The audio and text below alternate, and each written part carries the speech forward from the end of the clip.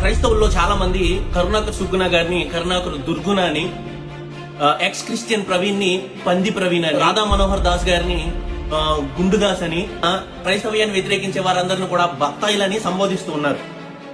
యేసుక్రీస్తు ప్రభుల వారు సౌలు సంఘాన్ని హింసిస్తున్నప్పుడు సౌలుని సౌలా అని పిలిచాడు. పాపాత్మురాలైన స్త్రీ ఎంత పాపం చేసినా అమ్మా అని పిలిచాడు. యేసుక్రీస్తు కూడా ఎప్పుడు ఇలా పిలవలేదండి.